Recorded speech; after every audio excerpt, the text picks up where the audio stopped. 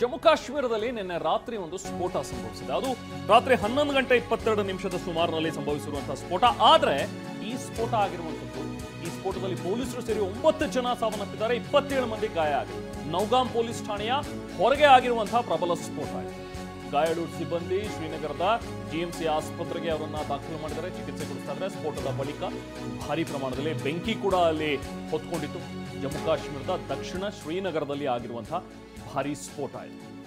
ಇದರಲ್ಲಿ ಪೊಲೀಸರು ಸೇರಿದಂತೆ 9 ಜನ ಸಾವನ್ನಪ್ಪಿದ್ದಾರೆ, 27 ಮಂದಿ.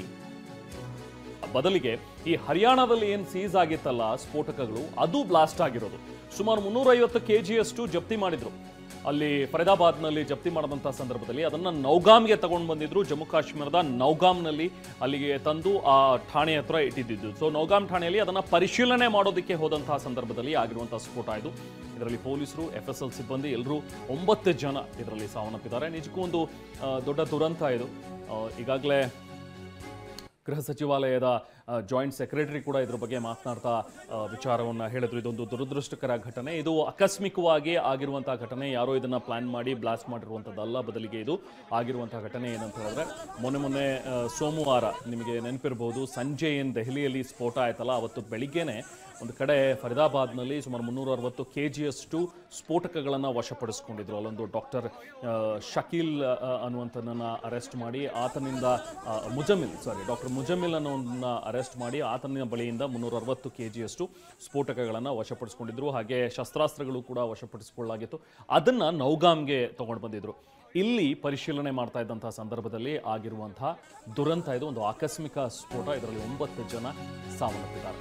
ಪರಿಶೀಲನೆ ವೇಳೆ ಅಚಾತುರ್ಯವಾಗಿ ಸ್ಫೋಟ ಆಗಿದೆ ಅನ್ನುವಂಥದ್ದನ್ನ DG ಕೂಡ ಈಗ ಹೇಳಿದ್ದಾರೆ. ಠಾಣೆಯಲ್ಲಿ ಪರಿಶೀಲನೆ ಮಾಡ್ತಾ ಇದ್ರು, ಆ ಸಂದರ್ಭದಲ್ಲಿ ಈ ಸ್ಫೋಟವಾಗಿದೆ. ಜಮ್ಮು ಮತ್ತು ಕಾಶ್ಮೀರ DGP ನಳಿನ್ ಪ್ರಭಾತ್ ಅವರು ಈಗ ಇದ್ರ ಬಗ್ಗೆ ಸ್ಟೇಟ್ಮೆಂಟ್ ಕೂಡ ಕೊಟ್ಟಿದ್ದಾರೆ. ಸ್ಫೋಟದಿಂದ ಸ್ಥಳದಲ್ಲಿ 9 ಮಂದಿ ಸಾವನ್ನಪ್ಪಿದ್ದಾರೆ, ಇನ್ನು ಸಾಕಷ್ಟು ಜನ ಗಾಯಗೊಂಡಿದ್ದಾರೆ. ಅವ್ರನ್ನ ಆಸ್ಪತ್ರೆಗೆ ದಾಖಲು ಮಾಡಿದ್ದೀವಿ ಅಂತ ಹೇಳಿದ್ರು. ನಿನ್ನೆ ರಾತ್ರಿ 11:20 ಸಂದರ್ಭದಲ್ಲಿ ಆಗಿರುವಂತಹ ಸ್ಫೋಟ ಇದು. The sampling process, the handling was being done with extreme caution, with utmost caution by the FSL team. However, unfortunately, during this course, last night around 11:20 p.m., an accidental explosion has taken place. Any other speculation into the cause of this incident is unnecessary. In this unfortunate incident, 9 people have lost their lives, 1 personnel of SIA, 3 personnel of the FSL team, 2 crime-fighting photographers, 2 revenue officials who were basically part of the magistrates team, 1 tailor who was associated with the team. In addition, 27 police personnel, 2 revenue officials, and 3 civilians from the adjacent areas have received injuries.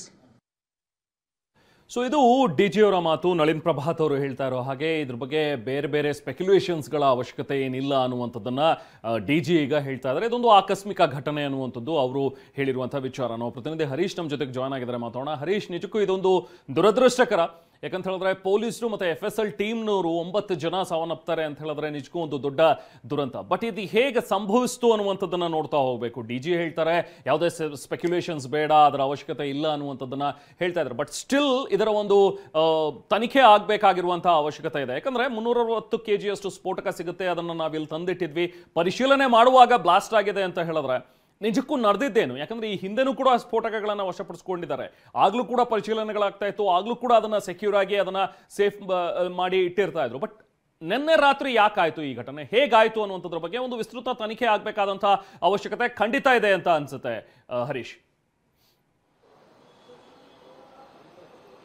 ಹೌದು ರೆಹಮಾನ್, ನಿನ್ನೆ 11:20 ಸುಮಾರಿಗೆ ಜಮ್ಮು ಕಾಶ್ಮೀರದ ನಗಾಂವ್ police station ಅಲ್ಲಿ ಇದು ಆಗಿರತಕ್ಕಂತ ಅವಘಡ. ಇದು ದುರದೃಷ್ಟಕರ ಅಂತಾನೆ ಹೇಳ್ಬೋದು. ಯಾಕಂತಂದ್ರೆ ಹರಿಯಾಣದ ಫರೀದಾಬಾದ್ ನಲ್ಲಿ ಸುಮಾರು 300 kgಗೂ ಹೆಚ್ಚು ಅಮೋನಿಯಂ ನೈಟ್ರೇಟ್ ಪೊಲೀಸರು ವಶಪಡಿಸಿಕೊಂಡಿರ್ತಾರೆ. ಅದು ಮುಜಾಮಿಲ್, ಶಂಕಿತ ಉಗ್ರ ಮುಜಾಮಿಲ್ನ ಬಾಡಿಗೆ ಮನೆಯಲ್ಲಿ 300 kgಗೂ ಹೆಚ್ಚು ಅಮೋನಿಯಂ ನೈಟ್ರೇಟ್ ನ ವಶಪಡಿಸಿಕೊಂಡು ಅದನ್ನ ನೇರವಾಗಿ ಜಮ್ಮು ಕಾಶ್ಮೀರದ ಹೊರವಲಯದಲ್ಲಿ ಇರ್ತಕ್ಕಂಥ ನಗಾಂವ್ ಪೊಲೀಸ್ ಠಾಣೆಯಲ್ಲಿ ಇರಿಸಿರ್ತಾರೆ. ಇದು ನಿನ್ನೆ ಅದನ್ನ ಪರಿಶೀಲನೆ ಮಾಡುವಂತಹ ಸಂದರ್ಭದಲ್ಲಿ ಡಿಸ್ಟ್ರಿಕ್ಟ್ ಮ್ಯಾಜಿಸ್ಟ್ರೇಟ್ ಅವರ ನೇತೃತ್ವದಲ್ಲಿ ಪರಿಶೀಲನೆ ಮಾಡುವಂತಹ ಸಂದರ್ಭದಲ್ಲಿ ಇದು ಸ್ಫೋಟಗೊಂಡಿದೆ ಅನ್ನುವಂಥದ್ದನ್ನು ಹೇಳ್ತಾ ಇದ್ದಾರೆ. ಇದು ಬಹುಮುಖ್ಯವಾಗಿ ಪೊಲೀಸ್ ಆವರಣದಲ್ಲಿಯೇ ಇದನ್ನ ಪರಿಶೀಲನೆ ಮಾಡಿದ್ದಾರೆ ಅನ್ನುವಂಥದ್ದು ಸಾಕಷ್ಟು ಅನುಮಾನಗಳನ್ನ ಮೂಡಿಸ್ತಾ ಇದೆ. ಯಾಕಂತಂದ್ರೆ ಒಂದು ಬಾಂಬ್ ಅನ್ನ ಪರಿಶೀಲನೆ ಮಾಡಬೇಕು ಅನ್ನುವಂಥ ಸಂದರ್ಭದಲ್ಲಿ ಅದಕ್ಕೆ ಸೂಕ್ತ ರೀತಿಯಾದಂತಹ ಮುನ್ನೆಚ್ಚರಿಕೆ ಕ್ರಮಗಳನ್ನು ಕೂಡ ತೆಗೆದುಕೊಳ್ತಾರೆ. ಯಾಕಂತಂದ್ರೆ ಒಂದು ಇಕೋಸ್ಪೋರ್ಟ್ ಗಾಡಿ ಅಂದ್ರೆ ಶಂಕಿತ ಇಕೋಸ್ಪೋರ್ಟ್ ಗಾಡಿಯನ್ನ ಪರಿಶೀಲನೆ ಮಾಡುವಂತ ಸಂದರ್ಭದಲ್ಲಿ ಹರಿಯಾಣದಲ್ಲಿ ಸುತ್ತಮುತ್ತ ಇರ್ತಕ್ಕಂಥ 15 ಮನೆಗಳನ್ನ ತೆರವುಗೊಳಿಸಿರ್ತಾರೆ. ಅಂದ್ರೆ ಜನರು ಯಾರಿರ್ತಾರೆ ಅವ್ರನ್ನೆಲ್ಲ ಸುತ್ತ ಕಳಿಸಿರ್ತಾರೆ. ಮತ್ತೆ NST ಕಮಾಂಡೋಗಳು FSL ತಂಡಗಳು ಸಂಪೂರ್ಣ ಮುನ್ನೆಚ್ಚರಿಕೆ ಕ್ರಮವಾಗಿ ಇಟ್ಕೊಂಡು ಆ ಒಂದು ಕಾರನ್ನ ಪರಿಶೀಲನೆಯನ್ನ ಮಾಡ್ತಾರೆ. ಆದ್ರೆ ಇವರು ಅಮೋನಿಯಂ ನೈಟ್ರೇಟ್ ಅಂದ್ರೆ ಸ್ಫೋಟಕದ ಸುತ್ತ ಇದ್ಕೊಂಡೆ ಅದಕ್ಕೆ ಯಾವುದೇ ಮುನ್ನೆಚ್ಚರಿಕೆಯನ್ನ ತೆಗೆದುಕೊಳ್ಳದೆ ಹೇಗೆ ಇವರು ಪರಿಶೀಲನೆಯನ್ನ ಮಾಡ್ತಾ ಇದ್ರು. ಯಾಕಂತಂದ್ರೆ ಅಲ್ಲಿ ಎಲ್ಲರೂ ಇದ್ದವರು ಪರಿಣಿತರೆ, ಪೊಲೀಸರು ಪರಿಣಿತರೇ ಆಗಿರ್ತಾರೆ, ಅಲ್ಲಿ ಮತ್ತೆ FSL ಟೀಮ್ ಕೂಡ ಪರಿಣಿತರೇ ಆಗಿರ್ತಾರೆ. ಇಂತಹ ಸಂದರ್ಭದಲ್ಲಿ ಸ್ಫೋಟಗೊಳ್ಳುತ್ತೆ. ಸ್ಫೋಟಗೊಂಡು 9 ಮಂದಿ ಸಾವನ್ನಪ್ತಾರೆ, 25 ಮಂದಿ ಗಾಯಗೊಳ್ತಾರೆ. ಅದರಲ್ಲಿ ಬಹುತೇಕ ಪೊಲೀಸ್ ಸಿಬ್ಬಂದಿಗಳೇ ಗಾಯಗೊಳ್ತಾರೆ. ಜೊತೆಗೆ ತಹಶೀಲ್ದಾರ್ ಕೂಡ ಒಬ್ರು ಪ್ರಾಣ ತೆತ್ತಿದ್ದಾರೆ ಅನ್ನುವಂತಹ ಮಾಹಿತಿ ಸಿಗ್ತಾ ಇದೆ. ಜೊತೆಗೆ ಒಬ್ಬ ದರ್ಜಿಯನ್ನು ಕೂಡ ಕರೆಸಿದ್ರು, ಆತ ಕೂಡ ಪ್ರಾಣವನ್ನ ತೆತ್ತಿದ್ದಾನೆ ಅನ್ನುವಂತಹ ಮಾಹಿತಿ ಸಿಗ್ತಾ ಇದೆ. ಯಾಕೆ ಇದು ಮುನ್ನೆಚ್ಚರಿಕೆ ಕ್ರಮ ಇಲ್ದಲೆ ಯಾವುದೇ ಸ್ಫೋಟಕವನ್ನ ಇಟ್ಕೊಂಡು ಅದನ್ನ ಪರಿಶೀಲನೆ ಮಾಡುವಂತ ಸಂದರ್ಭದಲ್ಲಿ ಅದು ಹೇಗೆ ಅದು ಈ ತರ ಅಜಾಗರೂಕತೆಯಿಂದ ಆಗೋದಕ್ಕೆ ಸಾಧ್ಯ ಅನ್ನುವಂತಹ ಸಾಕಷ್ಟು ಪ್ರಶ್ನೆಗಳು ಮೂಡ್ತಾ ಇದೆ. ಮತ್ತೆ ಜಮ್ಮು ಕಾಶ್ಮೀರ ಪೊಲೀಸರು ಹೇಳ್ತಾ ಇದ್ದಾರೆ ಇದು ಅಜಾಗರೂಕತೆಯಿಂದ ಆಗಿರ್ತಕ್ಕಂಥದ್ದು, ಆಕಸ್ಮಿಕವಾಗಿ ಆಗಿರ್ತಕ್ಕಂಥದ್ದು, ಮತ್ತೆ ಇದು ಯಾವುದೇ ರೀತಿಯಾದಂತಹ ಉಗ್ರರ ಕೈವಾಡ ಇಲ್ಲ, ಮತ್ತೆ ಇದನ್ನ ಬೇರೆ ಬೇರೆ ಅರ್ಥದಲ್ಲಿ ಬೇರೆ ಬೇರೆ ರೀತಿಯಾಗಿ ಇದು ಚರ್ಚೆ ಬೇಡ ಅನ್ನುವಂಥದ್ದನ್ನು ಹೇಳ್ತಾ ಇದ್ದಾರೆ. ಯಾಕಂತಂದ್ರೆ ರಾತ್ರಿ ಸ್ಫೋಟ ಆದಂತ ಸಂದರ್ಭದಲ್ಲಿ ಪೊಲೀಸ್ ಠಾಣೆಯಲ್ಲಿ ಸ್ಫೋಟ ಆಗುತ್ತೆ ಅಂತಂದ್ರೆ ಅದು ನಗಾಂವ್ ಏನಿದೆ ಇದು ಬಹು ಮುಖ್ಯವಾಗಿ ಜೈಷೆ ಮೊಹಮ್ಮದ್ ಸಂಘಟನೆಯ ಪಾಂಪ್ಲೆಟ್ಗಳು ಮೊದಲು ಇಲ್ಲಿ ಸಿಕ್ಕಿದೆ. ಇದೇ ಗ್ರಾಮದಲ್ಲಿ ಇಲ್ಲಿಂದನೇ ಲಿಂಕ್ ಸಿಗ್ತಾ ಹೋಗಿದ್ದು, ಅಂದ್ರೆ ಟೆರರ್ ಡಾಕ್ಟರ್ಸ್ ಗಳನ್ನ ಹಿಡಿಲಿಕ್ಕೆ ಲಿಂಕ್ ಸಿಕ್ಕಿದೆ ಈ ನಗಾಂವ್ ಗ್ರಾಮ. ಇಲ್ಲಿ ಪೋಸ್ಟರ್ಗಳು ಪತ್ತೆ ಆಗುತ್ತೆ, ಪೋಸ್ಟರ್ ಜಾಡಿ ಹಿಡಿದು ಫರೀದಾಬಾದ್ಗೆ ಹೋಗ್ತಾರೆ, ಫರೀದಾಬಾದ್ ನಲ್ಲಿ ಉಗ್ರರು ಸಿಗ್ತಾರೆ, ಜೊತೆಗೆ ಸಾಕಷ್ಟು ಪ್ರಮಾಣದಲ್ಲಿ ಸ್ಫೋಟಕ ಕೂಡ ಸಿಗುತ್ತೆ. ಆ ಸ್ಫೋಟಕವನ್ನ ಮತ್ತೆ ಅದೇ ನಗಾಂವ್ ಗ್ರಾಮಕ್ಕೆ ತಂದು ಪೊಲೀಸ್ ಠಾಣೆಯಲ್ಲಿ ಇಟ್ಟಿರ್ತಾರೆ. ಅದೇ ನಗಾಂವ್ ಗ್ರಾಮದಲ್ಲಿ ಈಗ ಇಡೀ ಪೊಲೀಸ್ ಠಾಣೆಯೇ ಸ್ಫೋಟಗೊಂಡಿರುವಂತಹದ್ದು ಛಿದ್ರ ಆಗಿದೆ. ಇದು ಸ್ಫೋಟದ ಭೀಕರತೆ ಎಷ್ಟಿತ್ತು ಅಂತಂದ್ರೆ 300-400 ಮೀಟರ್ ದೂರದವರೆಗೂ ದೇಹದ ತುಂಡುಗಳು ಹಾರಿ ಬಿದ್ದಿದ್ವು ಅನ್ನುವಂಥದ್ದನ್ನ ಹೇಳ್ತಾರೆ. ಅಂದ್ರೆ ಪೊಲೀಸ್ ಸ್ಟೇಷನ್ ನ ಸುತ್ತಮುತ್ತ ಇರ್ತಕ್ಕಂಥ ಮನೆಗಳಿಗೂ ಕೂಡ ಈ ದೇಹದ ಛಿದ್ರವಾದಂತಹ ಬಿಡಿ ಭಾಗಗಳು ಹಾರಿ ಬಿದ್ದಿದ್ವು ಅನ್ನುವಂಥದ್ದನ್ನು ಕೂಡ ಅಲ್ಲಿನ ಸ್ಥಳೀಯರು ಹೇಳ್ತಾ ಇರುವಂತಹದ್ದು. ಮತ್ತೆ ಈಗ ಪೊಲೀಸ್ ಠಾಣೆ ಸುತ್ತ FSL ತಂಡ ಕೂಡ ಬಂದಿದೆ. ಮತ್ತೆ ಇದರಲ್ಲಿ ಏನಾದ್ರೂ ಉಗ್ರರ ಕೈವಾಡ ಇದೆಯಾ ಅನ್ನುವಂತ ನಿಟ್ಟಿನಲ್ಲೂ ಕೂಡ ತನಿಖೆಯನ್ನ ಮಾಡ್ತಾ ಇರುವಂತಹದ್ದು. ಆದ್ರೆ ಈಗ ಪೊಲೀಸರು ಸ್ಪಷ್ಟಪಡಿಸಿದ್ದಾರೆ ಇದರಲ್ಲಿ ಯಾವುದೇ ರೀತಿಯಾದಂತ ಉಗ್ರರ ಕೈವಾಡ ಇಲ್ಲ, ಇದು ಆಕಸ್ಮಿಕವಾಗಿ ಆಗಿರುವಂತದ್ದು ಅಂತ. ಈಗ ಆಕಸ್ಮಿಕವಾಗಿ ಆಗಿರುವ ವಿಚಾರ ಆದ್ರೂ ಕೂಡ ಇದು ಸೂಕ್ತ ರೀತಿಯಲ್ಲಿ ತನಿಖೆ ಆಗ್ಬೇಕಾಗುತ್ತೆ. ಯಾಕಂತಂದ್ರೆ ಮುನ್ನೆಚ್ಚರಿಕೆ ಕ್ರಮ ಇಲ್ಲದೆ ಯಾಕೆ ಇವರು ಈ ರೀತಿ ಪರಿಶೀಲನೆಯನ್ನ ಮಾಡ್ಲಿಕ್ಕೆ ಹೋದ್ರು? ಅಮೋನಿಯಂ ನೈಟ್ರೇಟ್ ಅಂದ್ರೆ ಅದು ಸ್ಫೋಟಕ, ಆ ಸ್ಫೋಟಕವನ್ನ ಪರಿಶೀಲನೆ ಮಾಡಬೇಕು, ಹಾಜರು ಮಾಡಬೇಕು ಅಂತಂದ್ರೆ ಅದಕ್ಕೆ ಸೂಕ್ತ ರೀತಿಯಾದಂತಹ ಮುನ್ನೆಚ್ಚರಿಕೆ ಕ್ರಮ ಬೇಕು. ಅದು ಯಾವುದೇ ವಹಿಸದೆ ಇದು ಅಜಾಗರೂಕತೆಯಿಂದ ಆಗಿದೆ ಅನ್ನುವಂಥದ್ದು ಮೇಲ್ನೋಟಕ್ಕೆ ಗೊತ್ತಾಗ್ತಾ ಇದೆ. ರೇಮನ್ ರೈಟ್, ಹರೀಶ್ ಮಾತಾಡ್ತೀನಿ ನಾನು ನಿಮ್ಮ ಜೊತೆಗೆ. ಇನ್ನಷ್ಟು ವಿಚಾರ ಇದೆ. ನೌಗಾಮ್ ಸ್ಫೋಟದ ಬಗ್ಗೆ ಗೃಹ ಸಚಿವಾಲಯ ಕೂಡ ಈಗಾಗಲೇ ಮಾಹಿತಿಯನ್ನು ನೀಡಿದೆ. ಅಮೋನಿಯಂ ನೈಟ್ರೇಟ್ ಏಕಾಏಕಿ ಸ್ಫೋಟವಾಗಿದೆ ಅನ್ನುವಂಥ ಒಂದು ವಿಚಾರ. FSL ಸ್ಯಾಂಪಲ್ ಪರೀಕ್ಷೆ ವೇಳೆ ಆಗಿರುವಂತಹ ಬ್ಲಾಸ್ಟ್ ಇದೊಂದು ದುರಂತ ಅನ್ನುವಂಥದ್ದನ್ನು ಹೇಳಿದರೆ. 2 ದಿನಗಳಿಂದ FSL ಪರೀಕ್ಷೆಯನ್ನ ಮಾಡ್ತಾನೆ ಇದ್ರು. ನಿನ್ನೆನೂ ಕೂಡ ಪರೀಕ್ಷೆಗೆ ಅಂತೇಳಿ ಹೋದಂತಹ ಸಂದರ್ಭದಲ್ಲಿ 9 ಮಂದಿ ಇದರಲ್ಲಿ ಸಾವನ್ನಪ್ಪಿದ್ದಾರೆ, 32 ಜನರಿಗೆ ಗಾಯ ಆಗಿದೆ ಅನ್ನುವಂಥದ್ದನ್ನ ಈಗಾಗಲೇ ಜಾಯಿಂಟ್ ಸೆಕ್ರೆಟರಿ MHA ಅಂದ್ರೆ ಗೃಹ ಸಚಿವಾಲಯದ ಜಾಯಿಂಟ್ ಸೆಕ್ರೆಟರಿ ಈಗಾಗಲೇ ಮಾಹಿತಿಯನ್ನು ಕೂಡ ಕೊಟ್ಟಿದ್ದಾರೆ.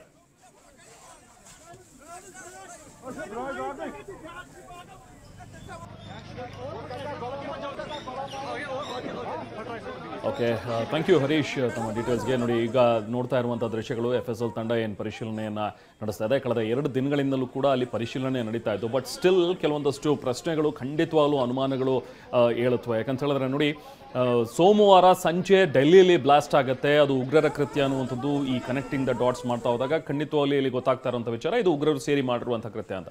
ಅಂದರೆ ಒಳಗೆ ನುಗ್ತಾರೆ, ದೆಹಲಿಯಲ್ಲಿ ವಿಧ್ವಂಸಕಾರಿ ಘಟನೆಯನ್ನು ಮಾಡ್ತಾರೆ, 13 ಜನ ಇಲ್ಲಿ ಸಾವನ್ನಪ್ತಾರೆ. ಆದರೆ ನಮ್ಮ IBಗೆ ಇದ್ರ ಬಗ್ಗೆ ಇನ್ಫಾರ್ಮೇಷನ್ ಇರಲಿಲ್ವಾ ಅನ್ನುವಂಥದ್ರ ಬಗ್ಗೆ ಖಂಡಿತವಾಗ್ಲೂ ಪ್ರಶ್ನೆಗಳು ಮೂಡೇ ಮಾಡುತ್ತೆ. ಅಂದರೆ ನಮ್ಮ ರಕ್ಷಣೆ ಎಷ್ಟು ಮಟ್ಟಿಗೆ ಇದೆ ಹಾಗಾದರೆ ಇಲ್ಲಿ ದೆಹಲಿಯಲ್ಲಿ ಅನ್ನುವಂಥದ್ದು ಸಹಜವಾಗಿ ಕಾಡುವಂಥ ಪ್ರಶ್ನೆ. ಅಟ್ ದ ಸೇಮ್ ಟೈಮ್ ಆ ಸ್ಫೋಟಕಗಳು ಸಿಕ್ಕಿವೆ, ಅದನ್ನು ನಾವು ಪೊಲೀಸ್ ಮುಂದೆ ಇರುವಂತಹ ಆವರಣದಲ್ಲಿ, ಪೊಲೀಸ್ ಸ್ಟೇಷನ್ ಮುಂದಿನ ಆವರಣದಲ್ಲಿ ಅದನ್ನ ಟೆಸ್ಟಿಂಗ್ ಇಡ್ತೀವಿ, ಸೊ ಅಲ್ಲಿ ಬ್ಲಾಸ್ಟ್ ಆಗುತ್ತೆ, ಅಲ್ಲಿ 9 ಜನ ಸಾವನ್ನಪ್ತಾರೆ ಅಂತ ಹೇಳಿದ್ರೆ ಏನ್ ನಡೀತಾ ಇದೆ ಹಾಗಾದ್ರೆ? ಇದು ಯಾರ ಅಜಾಗರೂಕತೆ? ಯಾರಿಂದಾಗಿ ಪಾಪ 9 ಜನ ಇಲ್ಲಿ ಅಮಾಯಕರು ಪೊಲೀಸರು ಮತ್ತೆ FSL ಟೀಮ್ನವರು ಪರಿಣಿತರು ಇಲ್ಲಿ ಪ್ರಾಣವನ್ನ ಆಗಿದೆ. ಇದೆಲ್ಲದರ ಬಗ್ಗೆ ಒಂದು ವಿಸ್ತೃತ ತನಿಖೆ ಆಗ್ಲೇಬೇಕು. ಯಾರ ಅಜಾಗರೂಕತೆ ಇದೆ, ಖಂಡಿತವಾಗ್ಲಿ ಅಂಥವ್ರಿಗೂ ಕೂಡ ಶಿಕ್ಷೆ ಆಗ್ಲೇಬೇಕು ಈ ಸಂದರ್ಭದಲ್ಲಿ.